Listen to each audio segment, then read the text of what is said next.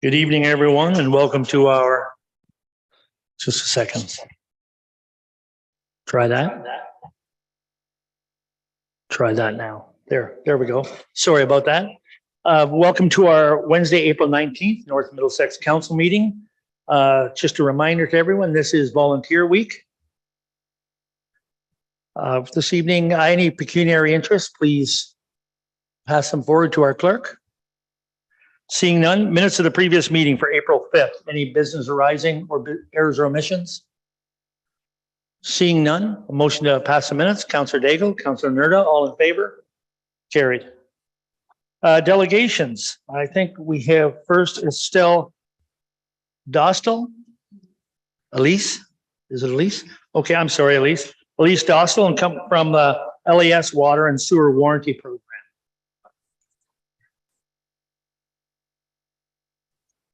Okay, we'll see if we can get her back. He was just in here.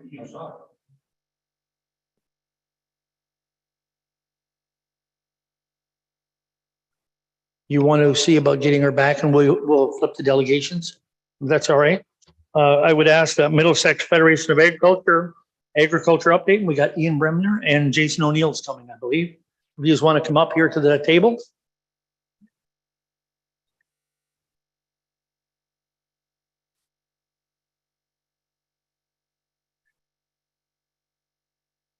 Welcome.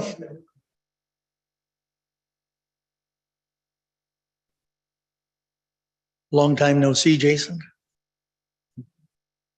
Yeah.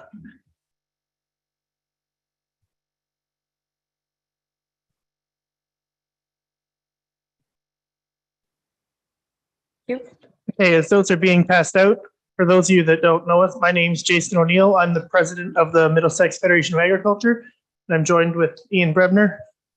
We both farm in North Middlesex, and we just thought we'd come out today to talk about what the Federation's been doing and what we're doing to support the municipality and what you can do to support us. In front of you, you have the Middlesex Agriculture at a Glance snapshot. This is from the OFA. As you can see, there are over 2,500 farms in Middlesex County with the average size of 250 acres.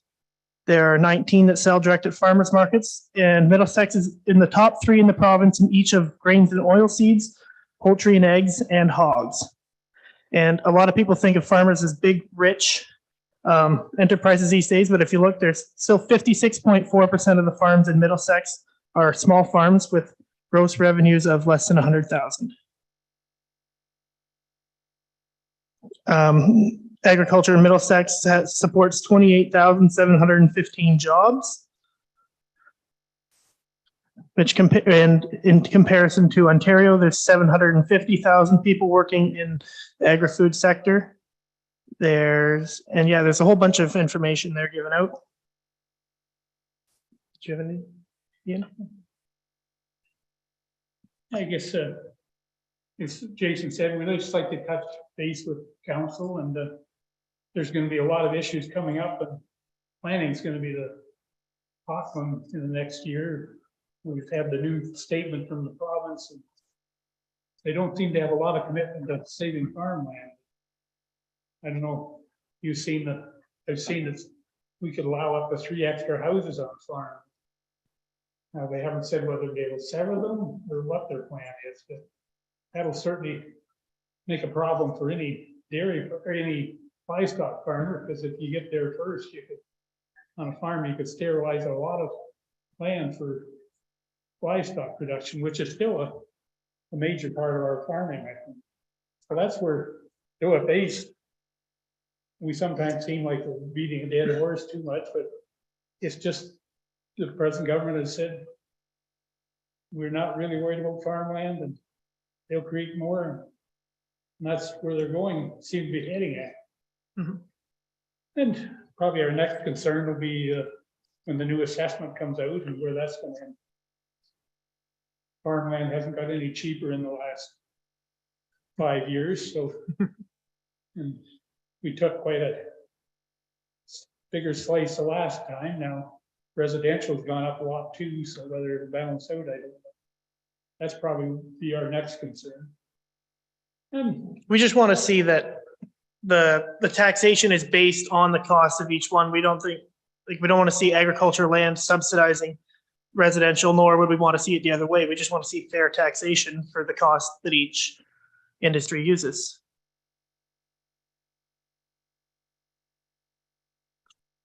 And with that, yeah, so there's currently 319 acres of farmland being lost to development in Ontario every day.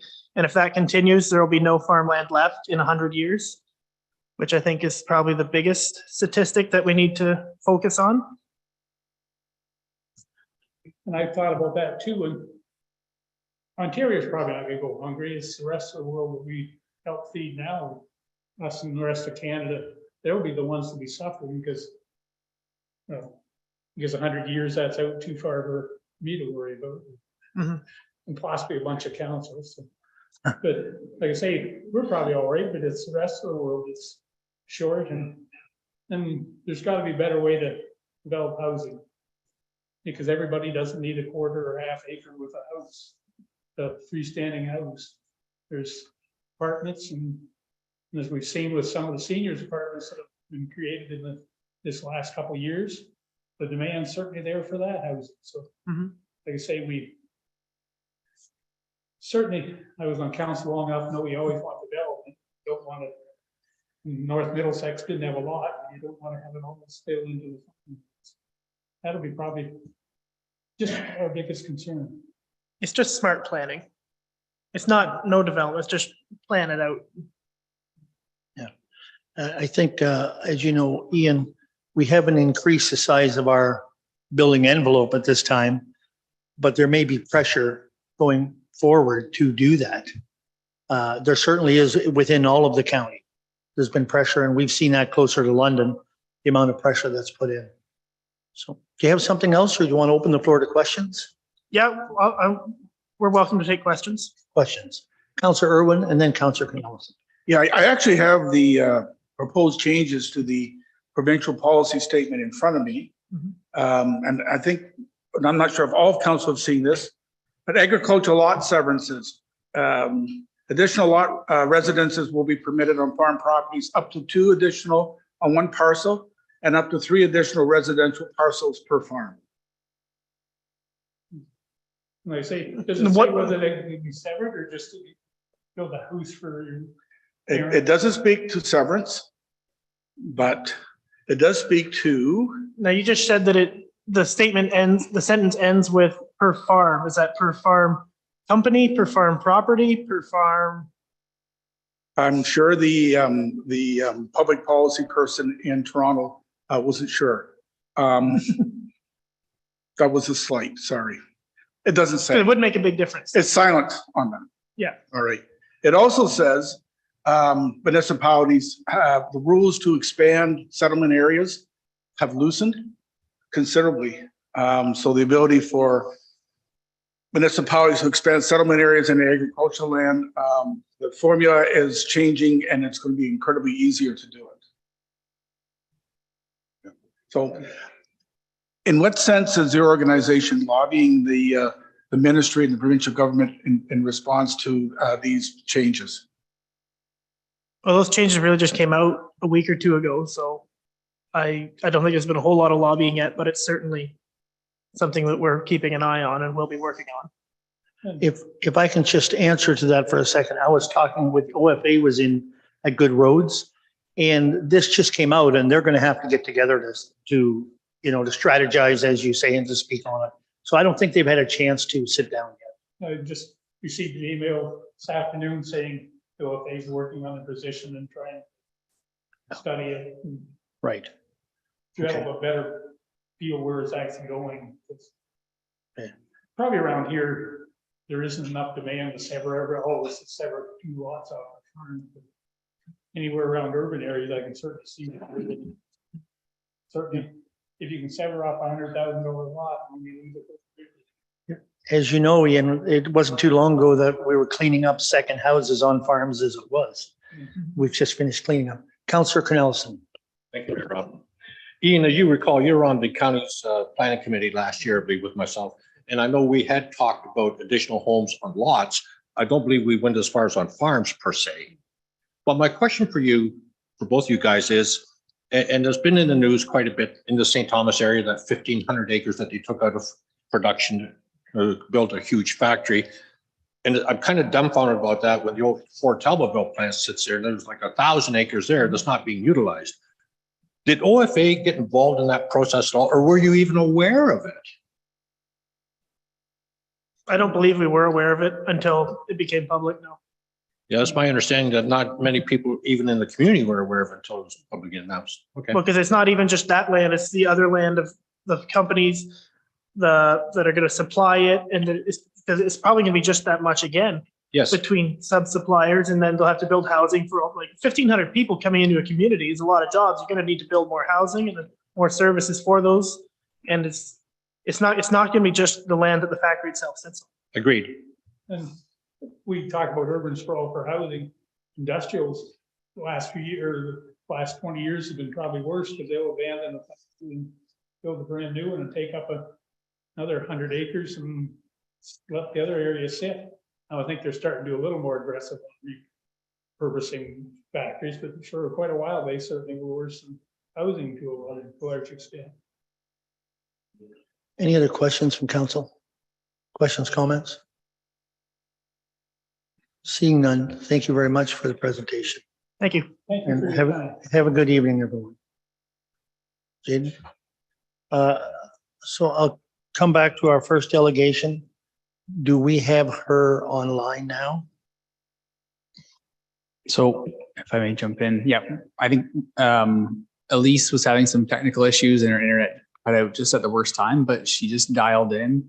Okay. So I'll just give a quick introduction if that's okay as well. So through the chair.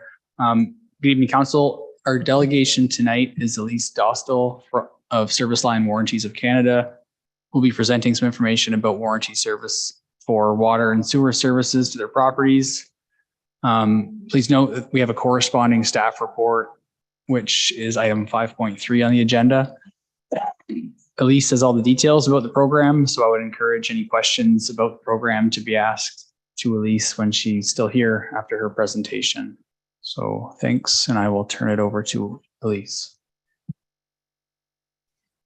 Thank you so much. And apologies again for the terrible timing of my power going out and subsequently my internet. And I believe that you have my presentation, if possible, if we can kind of follow along.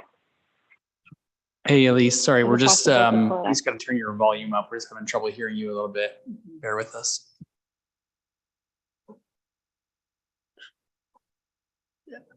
Yeah, try it now, Elise. Okay, is this better? Yes. Okay. I'm dialed into my cell phone now because I don't have power, unfortunately, through my laptop. Do you have my presentation available to pull up? Yes, we do. Okay, wonderful. Okay, so I've got it up on my laptop as well, so hopefully we can coordinate following along. So thank you very much for the opportunity to present some information about the Service Line Warranty Program. I did come before council back in 2019. I'm not sure if some of you remember. I know a lot's happened since then, to provide some information. And I think at that time, council directed staff to do a report. And so as Jaden mentioned, we have a report that I believe he's put together that's the part of the package for this evening.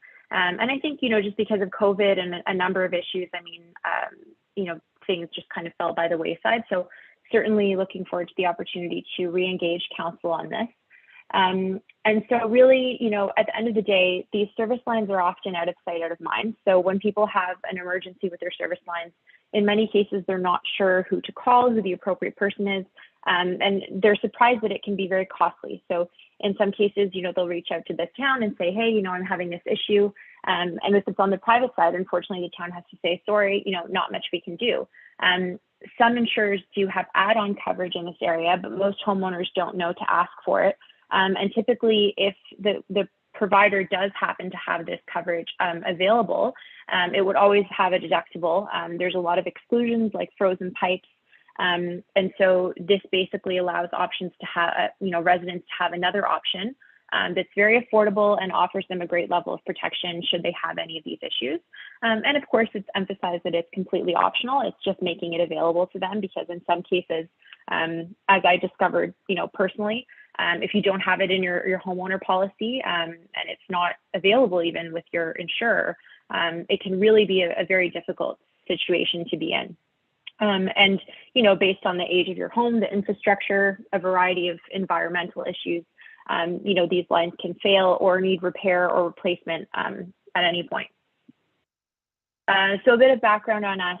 We've partnered with AMO's Business Branch Service, LAS. I'm sure most of you, if not all of you, are familiar with AMO LAS through responding to an RFP that City of Hamilton put out. And following that, AMO LAS approached us and asked us to offer this to all their 444 members. At the moment now, we're servicing 70 communities across Northern and Southern Ontario. And so this really helps educate your residents on their responsibilities for their service lines and gives them an option, should they wish. But, first and foremost, it's letting people know that because these lines are often out of sight, out of mind, letting them know what their responsibility is on the private side while, providing an affordable solution. So as I mentioned earlier, it's 100% optional. We have 24/7, 365 customer service. We work with local contractors as much as possible. There's no cost to the municipality. We simply ask that the municipality endorse the program. And we provide a royalty back to the municipality just to kind of compensate. It's modest, but to compensate for any staff time, that's involved in the initial rollout. After that, it's really, we offer a turnkey approach where everything is administered really by us. And we're kind of checking in, more a few times a year for approval, as we wouldn't send anything out without your permission with the logo on it. So the reason why we do that is because if we were to send out our letter informing your residents of their responsibility, if they didn't live in one of the communities that we offered the program, and they didn't work in the public sector, most people have never heard of AMO or LAS. And so chances are that would land in someone's junk mail. So this basically allows us to say, if it's endorsed by the town, if it has the town logo on it, at the very least, people will open it, they'll read it, and then they can make an informed decision. As I said, we encourage people to check what's in their homeowner policy. We want people to be aware of what their options are in this area. And so that just, ensures that this awareness campaign that we're funding is not going to be, perceived as junk mail, and people are going to know that it's a credible offer that's available to them. And that will show up, when we have a problem, and it's been vetted by AMO and by the town. So these are the products and the coverage caps that we have available. So there's the external sewer line, the external water line, and also we have interior plumbing. Now, obviously, I recognize that the interior plumbing isn't connected to municipal infrastructure, so it's not as relevant, but certainly I would say the vast majority of people who enroll in the water line or sewer line coverage do also take the interior plumbing coverage, because that way they're just paying a small monthly rate, and then if they ever have to call a plumber, it's just covered, and they don't have an unexpected bill of a few $100s out of nowhere. So we've done a lot of research, and surveys within Canada, and I'm sure this is information that you've seen, through a variety of channels as well, that most homeowners don't have much money set aside for repairs. 31% of Canadians have $500 or less. 19% have no savings set aside for a home emergency at all. And so that, as I said, can put people in a very difficult position should they have an issue of this nature. Personally, mine costs $6,500 to replace. We're not partnered with the town that I live in, and my home insurer doesn't offer any coverage at all for service line repairs. And so that's a bill my husband and I had to manage, 2 weeks before the holidays. And then a couple of weeks later, I had a $500 interior plumbing bill. So really, it's really just a great option that, people can participate in, that, would save them a lot of money should they have one of these issues with their service lines that needs, a repair or replacement.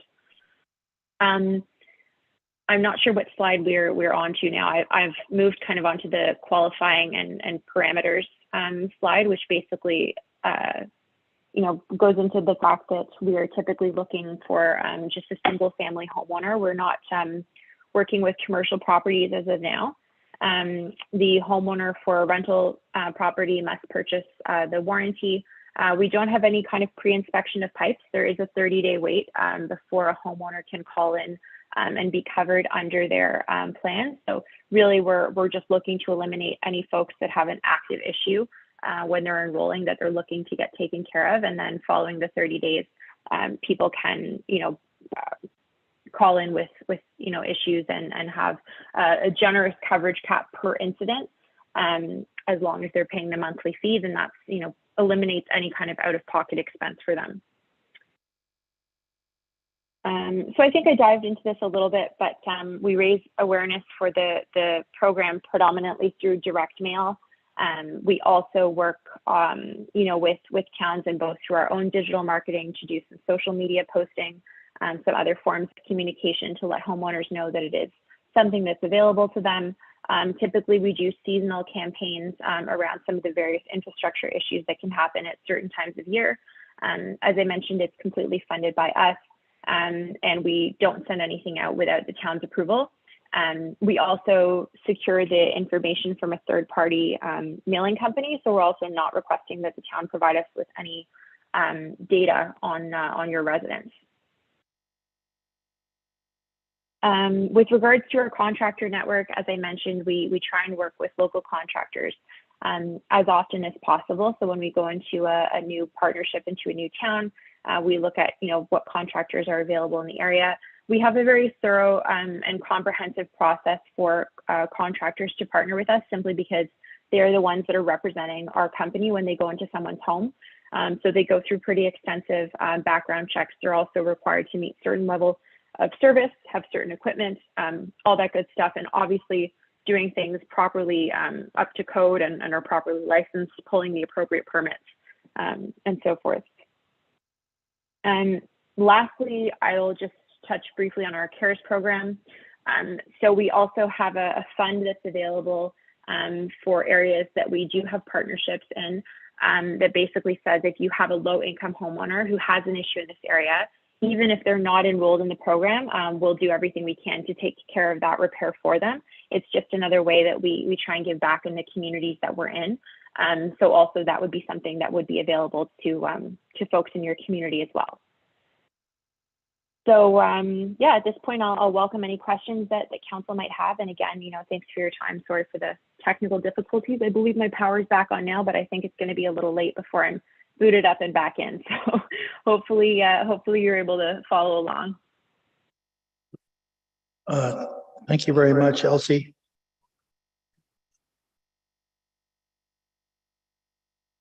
Any questions from council? Councilor Cornelison. Thank you very much. At least I do have a question on the mandatory municipal endorsement aspect of it. Can you help me understand the rationale for that? I mean, my concern would be that if you're using the municipality's logo and the municipality's endorsement, that the municipality would then be open to liability. Can you share the rationale for that mandatory municipal endorsement? Yeah, absolutely. And I will just point out, first and foremost, that the agreement that we have with the town completely indemnifies the town, removing any liability on your end. So that is something that we just, put out there right from the beginning in the agreement. But it is a good question, and I can certainly appreciate that. And it is something that, we get asked, in every community we partner with. And really, I think, as I mentioned, it's about lending credibility and making sure that we are getting the open rates, quite honestly, that we need in order to offer the program at the low cost that we do for the amount of coverage that we do. It's just how it's been structured. It's not available direct to consumer, and there's a lot of companies, there's a lot of scams out there, and it's difficult for homeowners to know sometimes what's credible, what isn't. If they pay into something, is someone going to show up? So this just basically says that, the town has looked into the program. It's endorsed by AMO LAS. Someone will come and show up and take care of their issue should they have a problem. As I said, with the town logo on it, it's not going to be junk mail. They're at least going to open it and read it and understand, their responsibility, because it's first and foremost, designed to be kind of a PSA that's funded by us. And then, as I said, provide them with an affordable option. But we couldn't afford to offer the level of coverage that we do at the rates that we do if we were going to spend, $1 per letter that's gonna wind up, in the garbage. So I think really the main thing is to lend the credibility. But I just want to be very clear also that our agreement completely indemnifies the municipality. Okay, and where are you located? Me personally, I'm located in Cobourg, about an hour east of Toronto. We have our, sorry, did someone laugh? And what the business itself, where is the business? So our Toronto office is in downtown Toronto, and then we have several employees throughout Ontario and Quebec. So we have a general manager who's based in Vaughan, and as I said, a few folks throughout the GTA. Our North American headquarters are in the States. We also actually, since I was last in before council, I think it's worth mentioning too that we were recently purchased by Brookfield. Brookfield Infrastructure was a Canadian company. I'm sure you've all, most of you probably heard of it. And so they've purchased our company. So we're now owned by Canadian-owned Brookfield. And previously our headquarters were out of the UK. As I mentioned, we have operations throughout, Europe as well as the States. But yeah, we're now Canadian-owned through Brookfield, and our team is mostly based around the GTA. Thank you. I have one final question. I'll turn it over to my colleagues on council. You also identify septic systems, which is more of a rural area of expertise. Can you go into some detail as to what exactly you cover on a septic system? Does that then, because many of these now are raised beds or ecosystems, do you do the repairs on them? Is that insurable? Do you upgrade? Because sometimes if an old system is 100 years old and it requires upgrading, is that all covered? No, unfortunately, it's just the water line itself. So it's, just because, as I mentioned, we do have a lot of smaller communities we're partnered with, and several of them approached and said, we do want to be able to offer something to the more rural folks as well who are on septic and well systems. The water lines can have the same kinds of issues with, that they can have really in any area. And so it's just the coverage, it's just the water line itself. It's not the actual septic system, simply just because the range of those systems is, varies so significantly. It would be very difficult for us to, get a handle on the scope of the range of those jobs. Whereas the kind of the single family dwelling with the standard sewer line, water line, and interior plumbing typically follows kind of an average job that we have an idea of what that's going to entail. So yeah, it's a great question. It's really just the water line with those systems. Well, just to clarify, for an example, my system in a rural area has 2 pumps. The pumps the material to the bed itself. Would they then be covered? No, we don't cover the pumps, just the line itself. Oh, that's nothing. Okay, thank you. Councillor Keogh. Thank you, Mayor Rob. Lise, just having a little bit of a time following this presentation, I have a couple of questions that I'd like to, and some concerns. In this municipality, as soon as water and wastewater is mentioned, it is a very touchy subject, in which case, with partnering with the municipality, I'm afraid that people are going to lose interpretation that you are a company separate than the municipality. And how much time, I guess, should we expect our staff to interpret this and then forward the information to the resident to have them call an office in Toronto?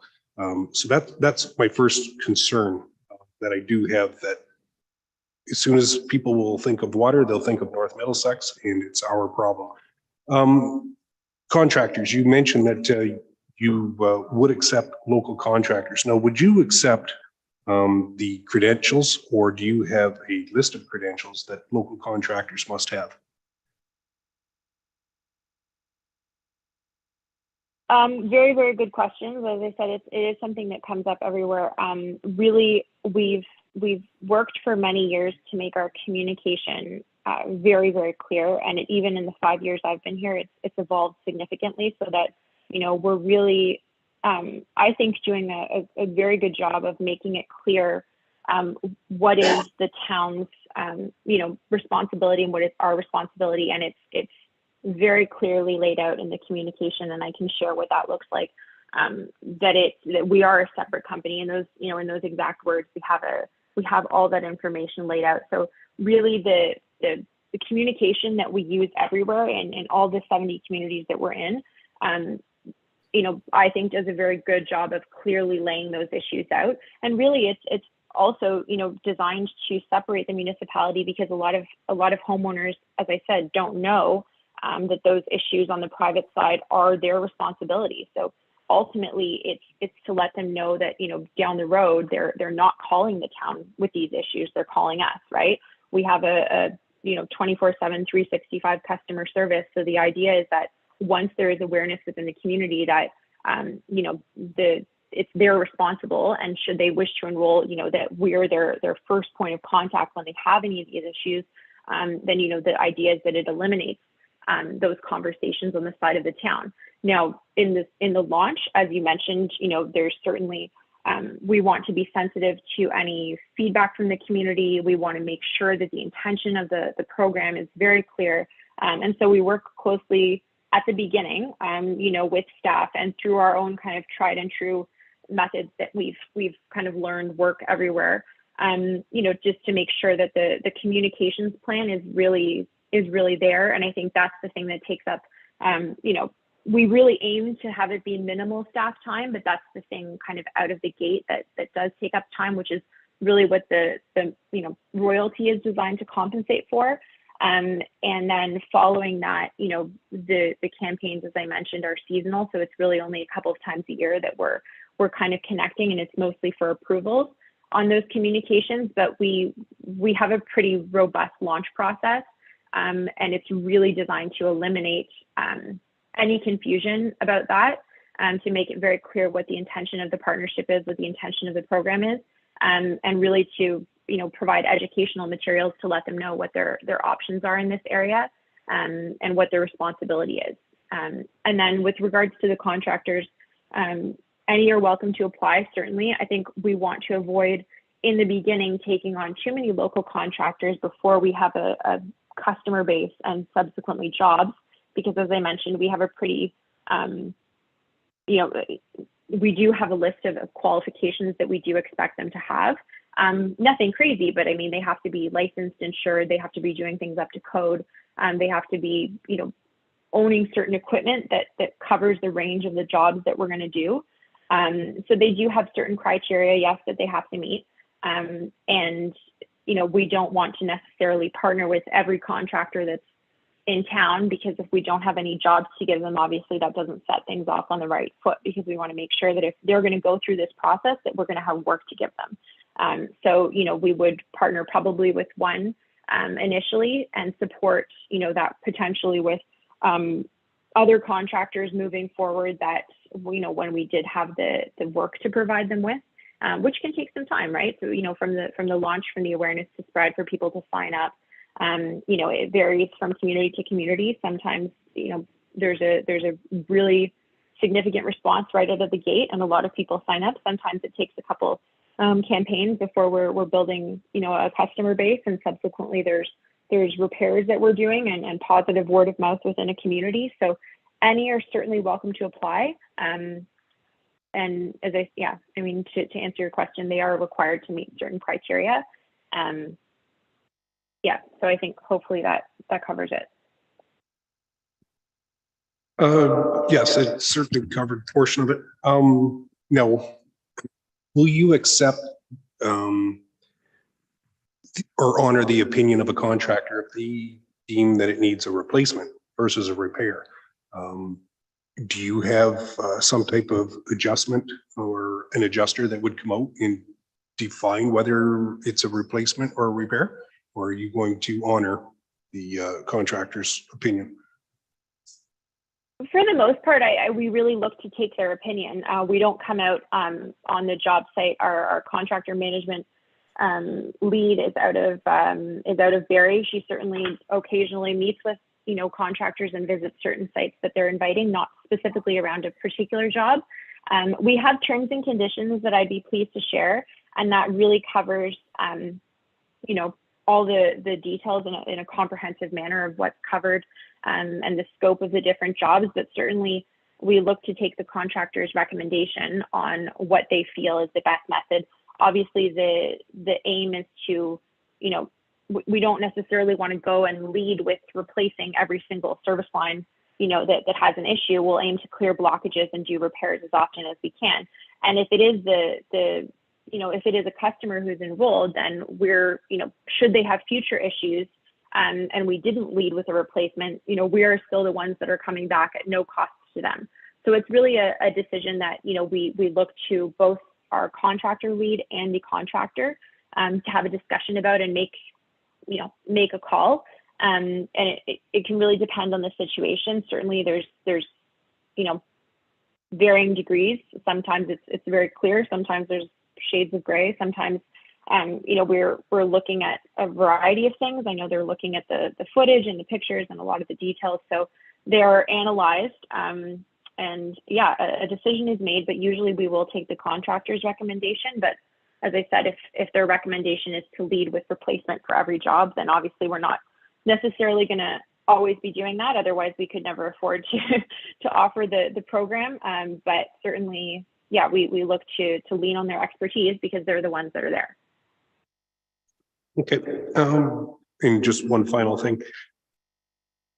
I think you have a service here that certainly would benefit some residents.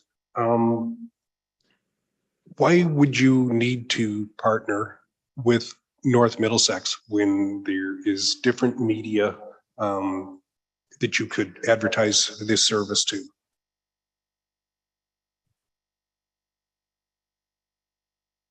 Yeah, I mean, it's a great question.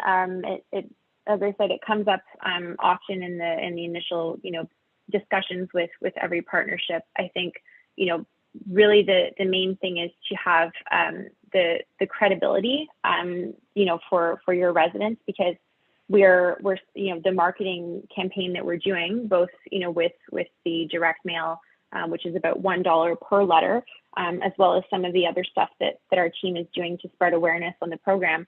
We don't want that to end up in people's garbages. We don't want people to see it and, dismiss it as something that may not be legitimate. And so really that just allows us to have, with the town supporting the program, with there being some information out there from both us and from you, it lets them know that, should they have a problem in this area, if they have enrolled, and there's a legitimate service that's available to them, we will come and take care of their problem. It is, trustworthy and that's really the goal, because people are inundated with all kinds of offers and it's hard to know kind of what's what. And so this basically just says that the town is making this available to them. And, it's something that if they choose to enroll, is going to be there when they have a problem. And it's not just kind of, a random company that's offering something. And so, that's why it's structured the way that it is. And that's what we're doing in, all the communities that we're in. Thank you. Councillor Daigle, you have a question, and then Councillor Nerda. Just to refresh me, the coverage that we're offering is from the property line to the building only. Yeah, so it's what the resident's responsible for on the private side. The curb stops to where it daylights into the home typically. There are a couple of municipalities who have different setups, different areas of responsibility. We're happy to work with you on what yours is. Like in a couple of places, we offer coverage to the main. So it's really whatever your resident is responsible for on the private side. Thank you. The second question. If the homeowner has purchased coverage on their own policy, to a certain limit, which policy responds first? Well, I mean, this is different than insurance coverage, right? So I would hope that if they did have, you know, this type of coverage, that it would be, you know, all that they needed in order to take care of their problem without having to pay a deductible, because the coverage caps, I would say, you know, are quite generous. It's very, very unusual that any jobs will exceed what is within those on a per incident basis as well, not any kind of annual cap or anything of that nature. So, and as I said, with no deductible, and also, you know, not paying into something and then waiting to get your money back, like they're just calling the number, we're sending someone, we're taking care of everything. And so really, you know, I would expect that on its own would be sufficient, independent of anything that they had in their policy. Typically, my understanding is a lot of those are, you know, when it comes to water damages and things of that nature, that it would need to get to that point where they would also loop in their insurance, but one is not connected to the other. And certainly, as I said, I would hope that, you know, if they were enrolled in this, that coverage would be sufficient. Thank you. Third question. The length of the service line that you can cover, does that have an effect on the premium? No. So a house with a 20-foot setback from the road allowance would pay the same as a farm that's 100 feet back on its water line? Yeah. The last question is to do with the cost. It says $6 to $9 a month. Is that per coverage, like per water line, and another 6 to 9 per sewer, or does that cover both? It's $6 a month for the water line. It's $8 a month for the sewer line, and then $9 a month for the interior plumbing. Typically, there's, I believe, a 10% discount when they're bundled, multiple products. Most people will enroll in all three or two. So we do offer some additional discounts for either an annual rate and or enrolling in multiple products. Thank you. But I'm also happy, I don't know if I've already sent them over to Jaden. If I haven't, I'm happy to share the terms and conditions for both the water line and the sewer line, because I think that dives into a lot of the more comprehensive details on what's covered and what isn't. And so hopefully that would help provide whatever clarity was needed, because that's what's followed by both our contractors as well as our customer service team. And then certainly if there are any more kind of specific scenarios that would be helpful to have our contractor team respond to a hypothetical scenario, I'm certainly happy to get some more information on that. Thank you. And Councillor Nerda next, and then I think we'll end it there and we can ask further questions when the staff report comes out. Councillor Nerda. I have a question about the CARES program. You say that you offer free repairs. Is there a cap on how many free repairs you offer the municipality? And how do residents apply for this program? Is it an application? Do they provide their tax receipts, tax returns? How does one qualify for this? No, I mean, at the moment, the volume of say, let's call it pro bono work that we're doing is unfortunately not taken. I mean, it's, I guess, a good thing and a bad thing, but not taken advantage of as often as I would expect. So certainly we're not putting any kind of caps on any jobs within any communities at the moment. We're doing, you know, as many as we can where we can, and that's unfortunately not a lot. I'd love to be doing more, but I'm hopeful that means that there aren't as many people that are in those, you know, dire straits where they need it. But regardless, there wouldn't be any kind of limitation on your residents taking advantage of that. They're not asked for their tax receipts or anything of that nature. There is an application that I can share that really just asks for their household income and a couple of qualifying questions. In a couple of our other partnerships, you know, staff have gone out to the resident's home. Perhaps they're doing other work through Ontario Works and this is filling a gap there. So typically, you know, there is a pretty good idea of whether this is a resident that should be receiving, you know, a helping hand in this area or not. But I would say for the most part, we're really looking to help out, you know, wherever we can. And there certainly at the moment aren't really many limitations on that. Thank you. Okay, thank you very much, Elise, for your time and your information. And I think if council has any more questions, they can ask when we get a staff report from Jaden. So thank you very much. Thank you very much. Sorry again for the technical difficulty. I appreciate the time and certainly welcome any questions moving forward. All right, thank you. Thanks so much.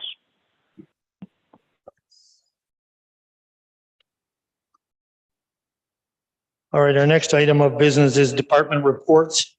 A report from the drainage superintendent. Joanne, you have a request for drain improvement received and appoint engineer for the Canada Company Drain North. Mayor and members of council, in front of you is the report for the request for drain improvement received and to appoint the engineer for the Canada Company Drain North. And the recommendation states that council received the notice of request for drain improvement for the Canada Company Drain North under Section 78 of the Drainage Act, and that council appoints R. Dobbin Engineering Incorporated as engineer to the Canada Company Drain North project. Questions from council? Councillor Cornelison. Thank you very much. Joanne, is that the area that we commonly refer to as Lake Smith? Yes. Okay, yeah, it was really full the other day. Any other questions?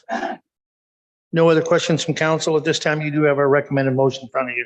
Councillor Keel, Councillor, Deputy Mayor Hodgins, all in favor? Carried. Thank you. Thanks, Joanne. Our next one is report from the Director, Manager of Recreation and Facilities, Sports Field Food Booth Tender. Mayor Ropp, members of council, the report you have in front of you is the tender results for the food booth at the Park Hill Sports Park. An RFI was sent out, a request for information, just to get interested parties. We did receive 2 submissions. Both are outlined in the discussion section of the report. Since the time of the report submission on Monday night, the party who's recommended did withdraw their application. So the recommendation will change to recommend negotiating with the secondary user instead of the primary. Questions from council? And just another note that this is just to enter negotiations, and then any agreement that would come forward will still come before council. So. Okay, thanks, Brandon. Any questions? No questions from council? We have a recommendation in front of us. Moved by Councillor Cornelison, seconded by Councillor Irwin. All in favor? Carried. Thanks, Brandon. Next is a report from the Manager of Infrastructure and Operations. And it is regarding the last delegation that we had from the AMO LAS Water and Sewer Warranty Program. Jaden. Thank you, through the chair. So the purpose of this report, further to the delegation we heard earlier, is to authorize the municipality to enter into the agreement with Service Line Warranties of Canada, Inc., to allow them to offer their water and sewer service line warranties to residents of the municipality of North Middlesex. Attached to the report is a frequently asked questions document, a list of the 75 municipalities and cities that currently have this agreement in place, and a copy of the agreement. The recommended motion is that council approve entering into an agreement with Service Line Warranties of Canada, Inc., attached to this report, to offer the water and sewer warranty program to residents of the municipality of North Middlesex. Take any additional questions. Thank you. Questions from council? Councillor Cornelison. Thank you, Mayor Ropp. Jaden, should we not get a legal opinion on our commitment and the use of our logo for this organization? Would that not make sense? So it's certainly something we can do if that's the desire of council. I think it's this agreement is in place with a lot of other municipalities, and I believe it's pretty standardized. We do have full identification through it, but if that's the will of council, it's certainly a step we can take prior to entering into this agreement. Well, I think Mayor Rob, I'd certainly be more comfortable if we had a legal opinion on whether the municipality would be liable for anything that occurred through this process. Thank you. Other questions? Deputy Mayor Hodgins. Just a quick question through your worship to Jaden. When they said number, can we get a list of possibly neighboring municipalities that are using this and what percentage? Well, I guess they'll never know what percentage. I mean, it's sound for that company, but just just so we have some kind of recommendations whether they were okay getting contractors to do jobs and stuff like that. Just curious if we get some information from other nearby municipalities. Yep, certainly through the chair. If this is going to be something I guess deferred back to staff, certainly we can reach out to some of the municipalities, the neighboring municipalities who are on this list. I do see the municipality of Southwest Middlesex is on there, so perhaps we can reach out to them and just see, how it's gone for them, whether they've had any issues with the agreement. So we can certainly take those steps. All right. Thank you. Other questions? Just a comment, if I may, Mayor Rob.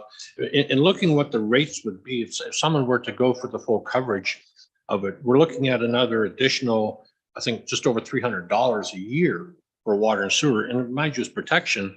But when it comes, if that's going to be communicated through the municipal logo and our envelopes, it's going to look like we're tacking on additional fees to the water and sewer rates.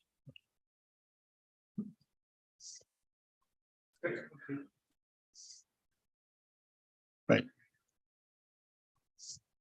Okay, I just, any other questions from council? I just want to echo a comment on the logo. I would like an opinion on it because in another life, in a private sector, I know of a subcontractor who didn't meet the expectations of the homeowner.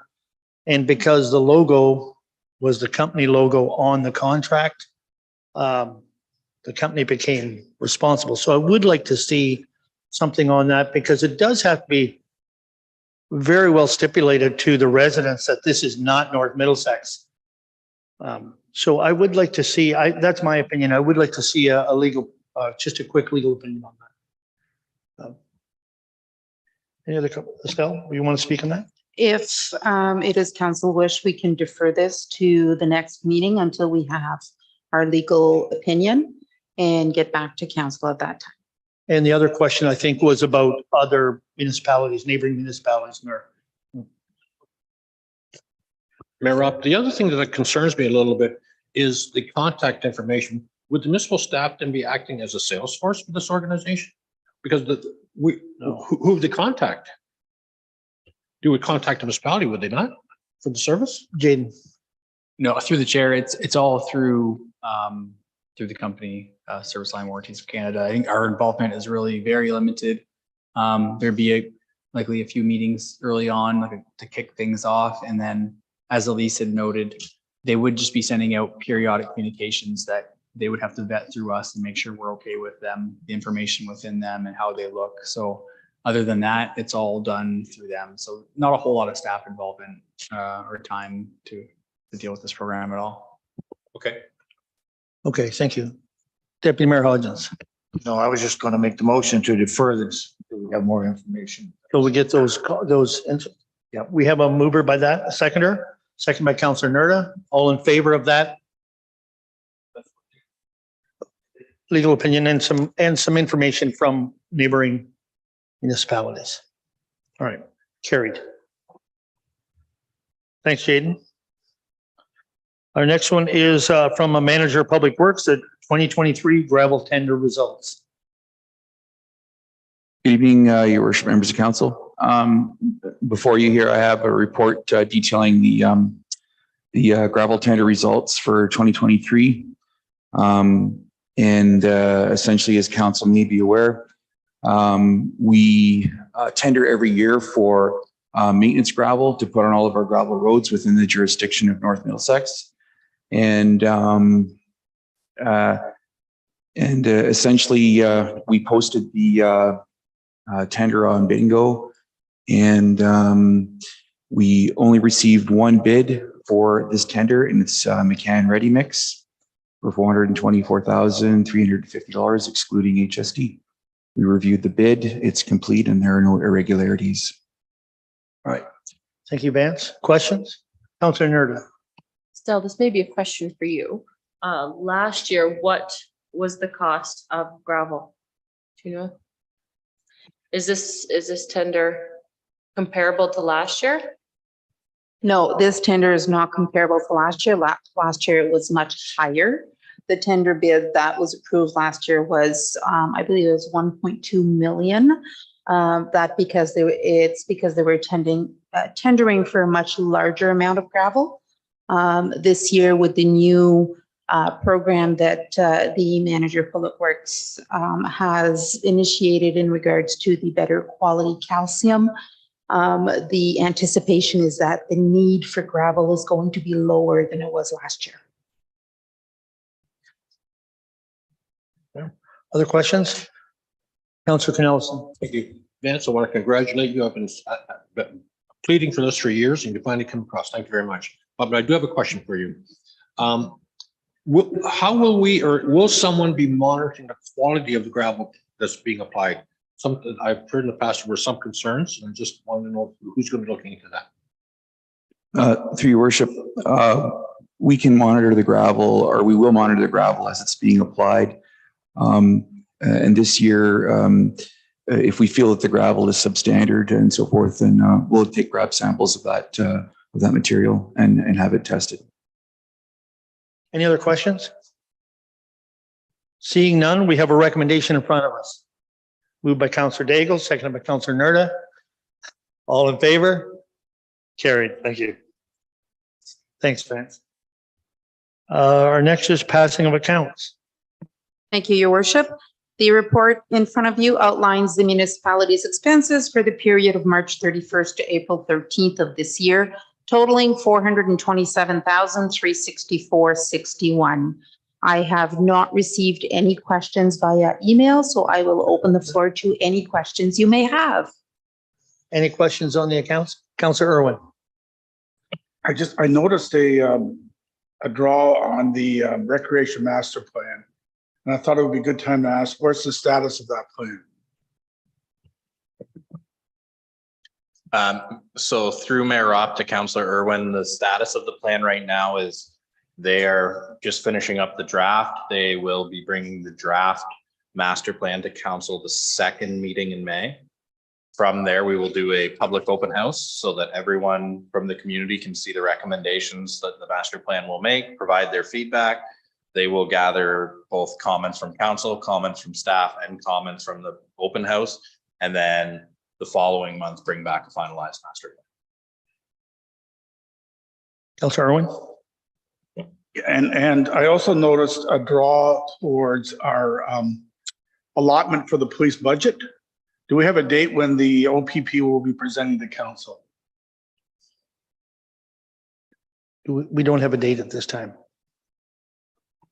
No, we don't have a date at this time, but we can certainly follow up with them and determine a date for them to come and present to council. Okay. Any other questions on our accounts? No other questions? We have a motion to receive our payment of our accounts. Councillor Nerda, Councillor Knellson, all in favor? Carried. Thanks, Estelle. Committee reports. The first one is Lake Huron Primary Water Supply. Just what we have on the screen in front of us about the open house for. Yeah, hopefully people can make it to that on May 5th. I haven't been in there. I'm hoping to go to it. I think I'll have to look into it, but there is a cutoff date because they do want to know who is coming. Yeah, I see it's Friday. It's next Friday is the cutoff date. So if you want to go, you got to let them know before that. Okay.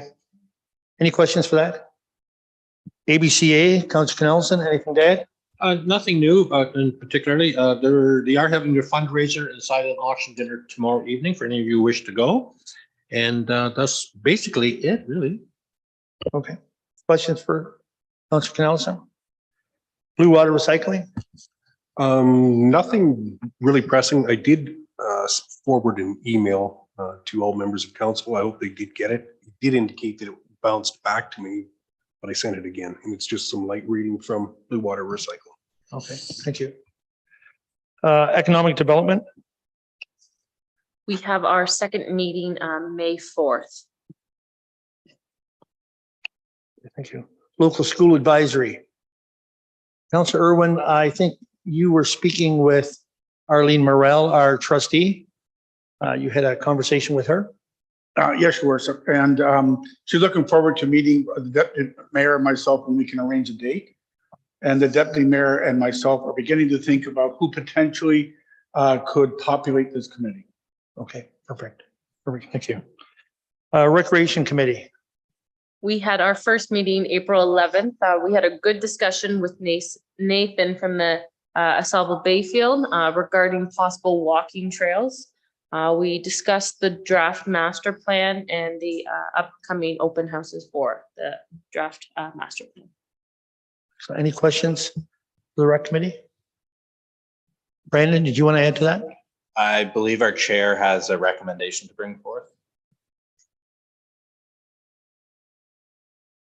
The recommendation is a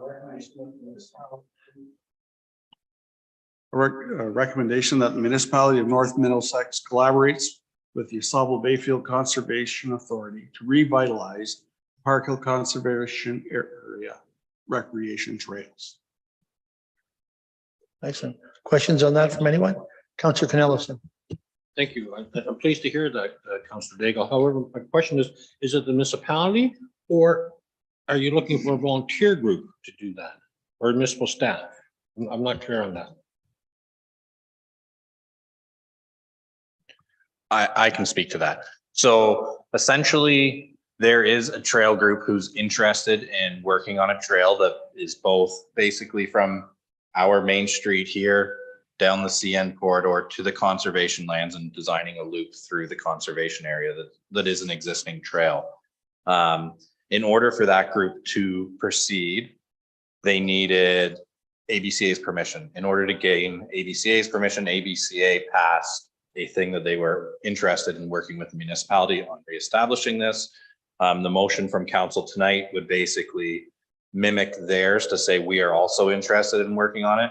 That would give the public works manager and myself an opportunity to go out and see what work would need to be done on our part of it. The ABCA could say what work needs to be there on their side of it. And then we would have a budgetary number where that group could then fundraise for it. Perhaps if council was interested in seeing some matching funding, that type of thing. But it's just basically so that we can actually get the ball rolling on this in partnership. Just one final question, because I was reading some correspondence on social media, and clearly there's a great deal of interest in it, not only by hikers, but also by ATV operators. And sorry? And I think that there seems to be a conflict between the two groups, and I'm not sure, will ATVs be allowed on it again or no? So through the ABCA, they are very clear on no ATVs. The ecological impact that they have had on their lands has been, I guess, more devastating than they thought it would have been when they used to have the riding club.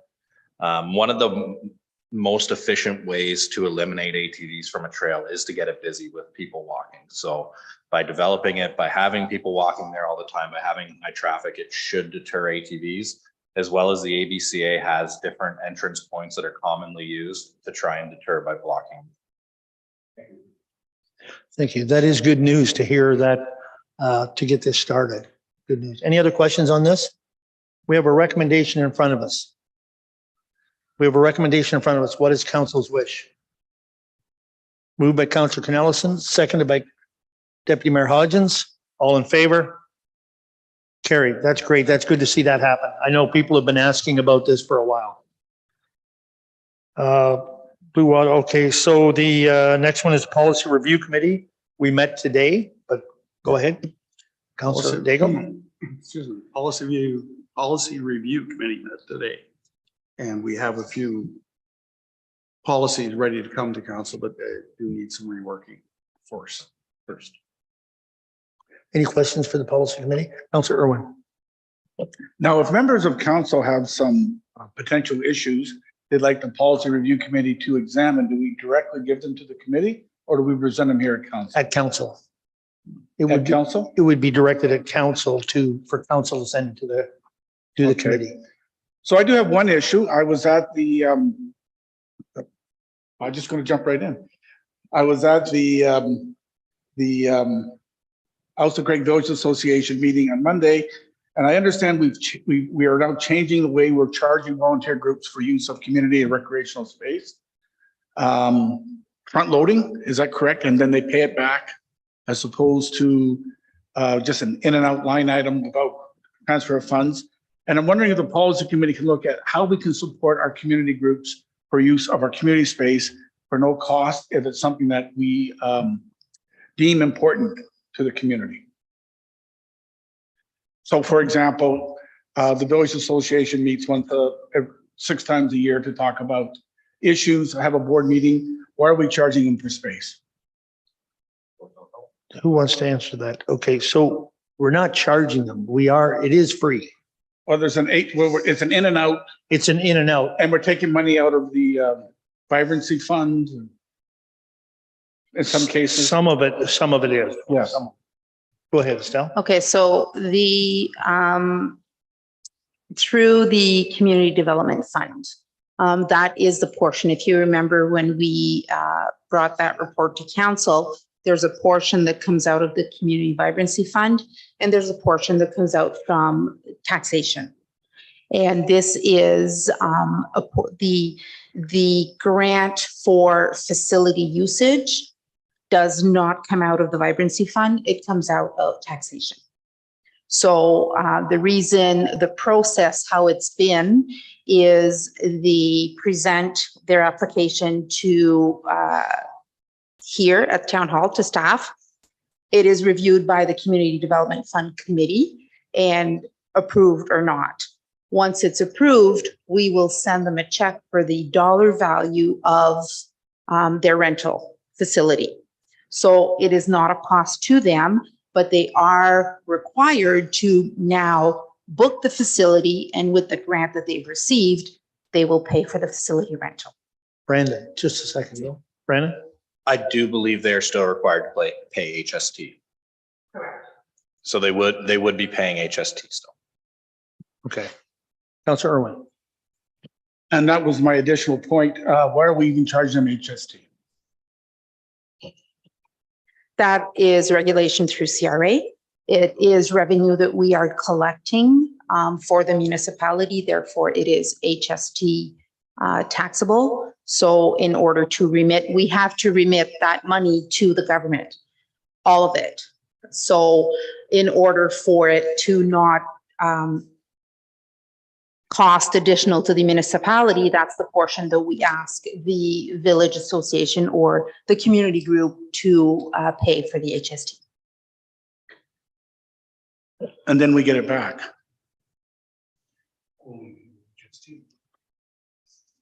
But we're remitting it. So do we get it back or not? We do not get it back. Okay. So can they just adjust what they're asking for, the amount they ask for to cover that HST as well? Any group, can they just, or that has to be added on to? That has to be added on to it according to CRA.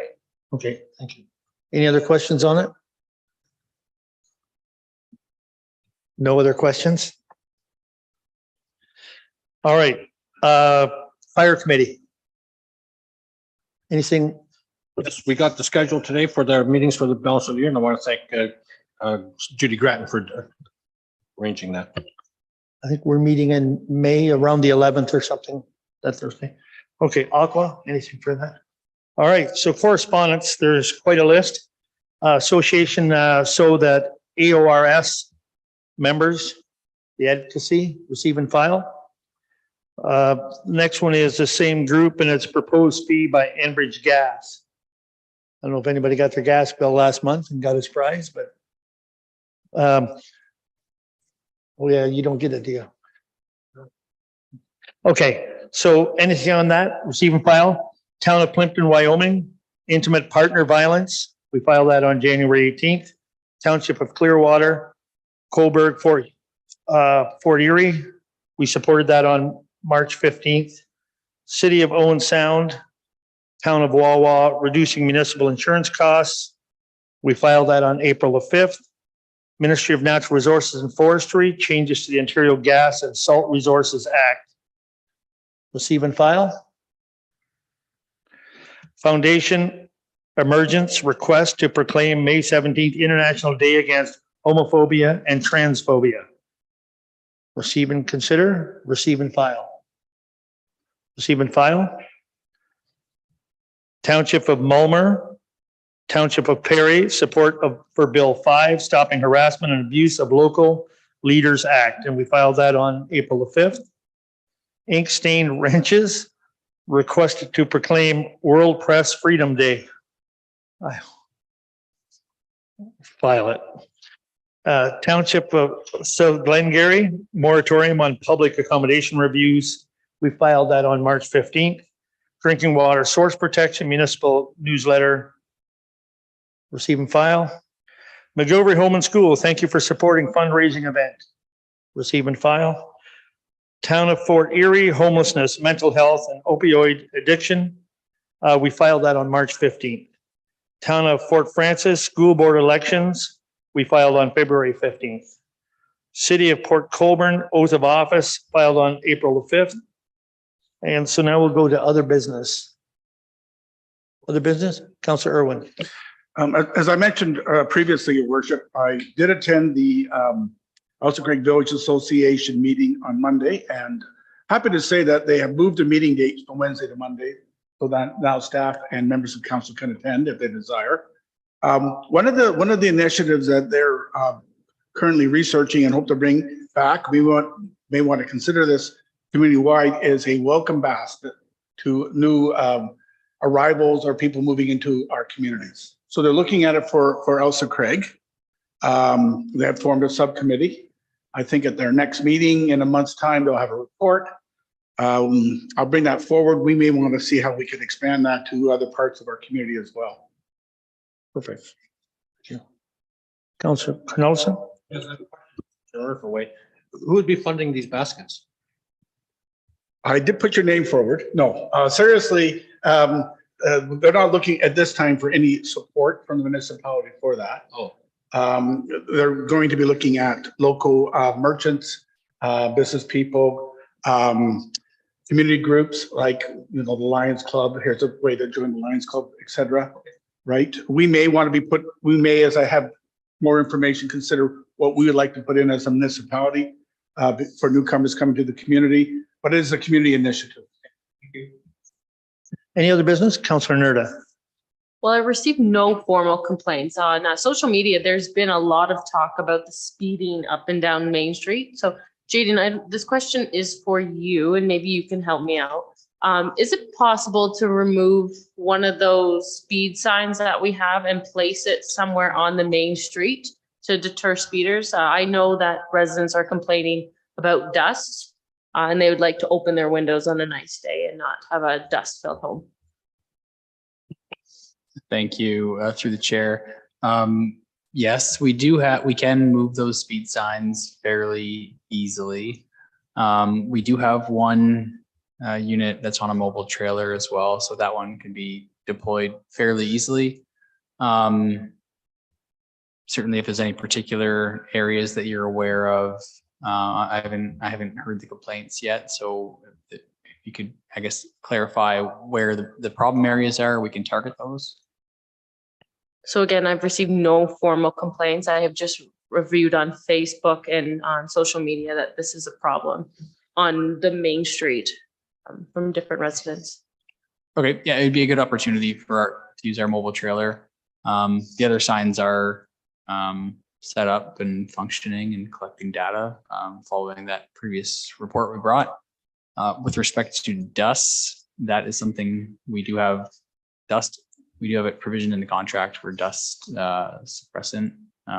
So that's something that we can request on an as needed basis. So I can certainly pass that on to the construction team to get some dust suppressant down to keep the dust levels down. It would be interesting to have some enforcement, if we could request some enforcement on that. Because it is a construction, closed road, and people are speeding. So if we could ask, maybe we could get some enforcement on that. We could request it at least. Any other business? Councillor Daigle. Further to what the OFA was here talking about, these additional ARUs, the additional residential units, that has been in effect for some time now. And now we have this additional lot possibly coming up. I think we should be getting a report from our planning department stating where we are on getting these things incorporated into our official documents before we get nailed with something. I'd rather be proactive than responding to something or reactive to a situation. Agreed. I talked briefly with the head of planning on this week, but I agree, it should come from municipality if we can get a report from them. Okay. Noted. Any other, sorry. Go ahead, Noted. Steve. Okay, thank you. Any other business? Councillor Pinellas? Yes, referring to a discussion we had prior to the meeting about the item that we would be talking about at some point today. And that is under the deferred items. It's coming. Thank you. Any other business? Seeing no other business, we'll go to the deferred item. I do believe 10.3, Jaden, you're going to speak on that, and that is a request for urban design. Great, thank you through the chair. 10.3 request for urban design guidelines. We will be bringing forward a delegation at the next council meeting, which is May 3rd. So that's going to be a planning consultant that, or urban design consultant that's going to join us to present some information about what urban design guidelines are, how they may be applied. I have explained to them how this sort of arose with previous planning matters at municipality and what we may be looking for. But yeah, hopefully it's a good discussion and we can look for direction on where council wants to go with this following that. All right, thank you, Jaden. Any questions on that? No, so that was the May 5th meeting, you said, the first meeting in May? May 3rd. The first meeting anyways. Okay. Our next one we're going to speak on is 10.6, the status of the food trucks. Ashley, I believe you're going to bring that up. Thank you, Mr. Mayor, to you councillors and specifically Adrian.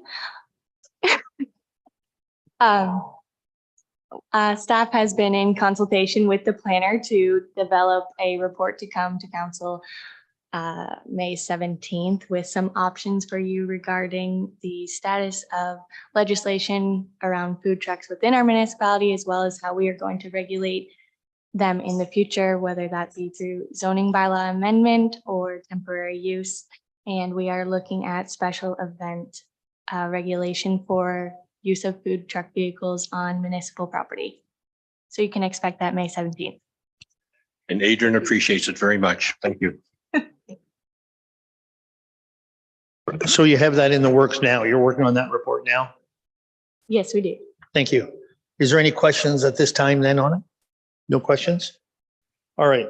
The other one we're going to speak on is 10.7 and 10.9. I think, Jaden, you're going to speak on both of them together. Yes, thank you. I will actually address them separately. So these are the two flooding items that came up at our last council meeting. The first one, 10.7, being flooding issue in Elsa Craig. This particular issue pertains to development on the east side of Queen Street, north of Elsa Craig Main Street. Some drainage issues between the development parcel and the properties to the south. So the municipality is in communication with the developer, their engineer, and the adjacent property owners to address the matter.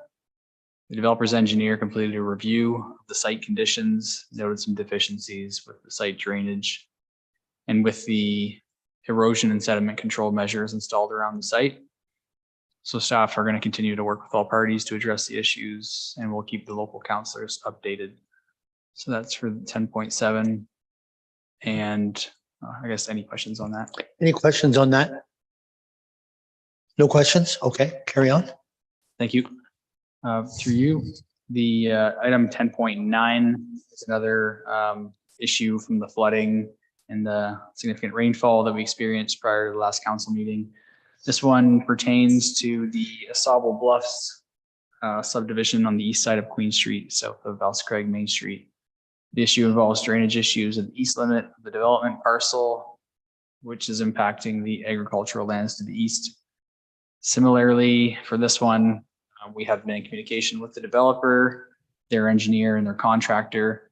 They've been responsive to the issue to date, and we're working with our drainage superintendent as well in keeping the neighboring farmer updated on the situation. So similarly, we're going to continue to work with all parties to address the issue, and we do have a bi-weekly construction site meeting tomorrow with the developer and their engineer and contractor. So we'll be getting an update on the situation at that time. Thank you. Any questions on that? No questions? Thank you, Jaden. Our next is communication, including county council meeting report. The health units included in that, their report. The county council highlights are all there. Is there any questions on those? Councilor Canellison? Thank you, Mayor Rob. I see here that the county tax rate is an 8.41% increase, which is fairly significant. And I understand that there's a number of budgetary challenges. Is this the trend that will be forthcoming for the next few years, or is just a blimp in this one-time budget? Hope it's just a blimp in time. But the reality, we don't know what next year is going to bring. I know there will still be a lot of pressures on the same pressures that we have this year will be there next year. And that's why we did not defer, or the county did not defer too much, because it just builds up, right? So there are still some of the same pressures, but there was some very big increases this year that hopefully we don't see next year come out of those committees. Right. Any other questions on that? You'll see the local council day is May 9th from 10 till 2:30. I think there's the agendas with that, I believe. And then the last one is the county, Middlesex County approved the amendment number 14 to the official plan for North Middlesex. And all the local municipalities have been doing that same amendment to catch up some of the stuff. So reading of the bylaws. Thank you, Your Worship. There are actually two bylaws on the docket tonight, because I believe one is redundant due to the deferral of the agreement with service line warranties. So with council's agreement, that bylaw will be removed, and the other two will be renumbered to 041 of 2023 terms of reference for North Middlesex Recreation Committee, and 042 of 2023 council proceedings. First and second reading. Councilor Daigle, Councilor Nerda, all in favor. Third and final. Deputy Mayor Hodgins.